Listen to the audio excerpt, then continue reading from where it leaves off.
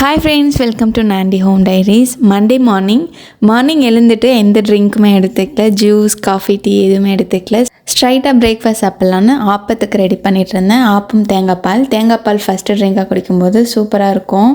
So தேங்காவை cut பண்ணிவிட்டு 2 ஏலக்காய் மட்டும் சேர்த்து கொஞ்சம் வாமான தண்ணி ஊற்றி 2 தடவை பால் பிரிஞ்சு எடுத்து வச்சுக்கிட்டேன்.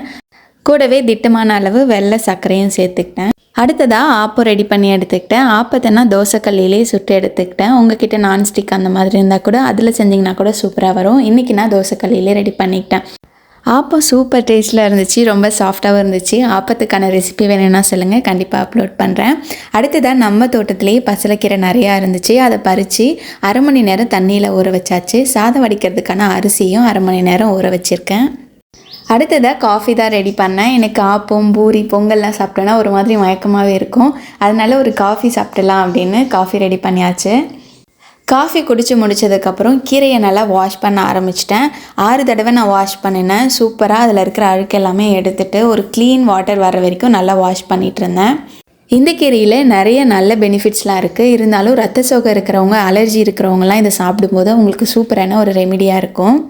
இந்த பசலைக்கீரை செய்கிறதுக்கு ஒரு வாணலில் 1 ஸ்பூன் எண்ணெய் விட்டு 15 பல்லு பூண்டையும் சேர்த்துக்கலாம். 6 காஞ்ச மிளகாய் சேர்த்து நம்ம ரெடி பண்ணி வச்சுருக்க கீரையை சேர்த்து மூடி விட்டுடலாம்.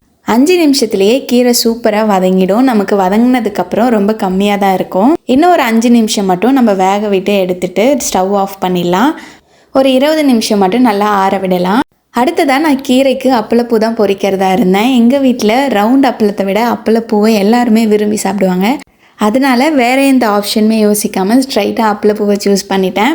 அப்பளப்பூவை ரெடி பண்ணிவிட்டு அந்த எண்ணெயிலே ஒரு தாளிப்பும் பண்ணியாச்சு. கீரையை ஒரு மிக்சி ஜாரில் சேர்த்துட்டு 2 ஸ்பூன் உப்பு சேர்த்துட்டு ஒரு சின்ன அளவு புளியையும் சேர்த்து மிக்சி ஜாரில் அரைச்சி எடுத்துக்கலாம்.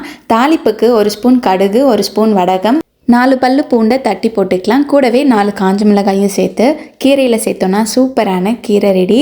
இது செம டேஸ்ட்டாக இருந்துச்சுங்க. கண்டிப்பாக ட்ரை பண்ணி பாருங்கள்.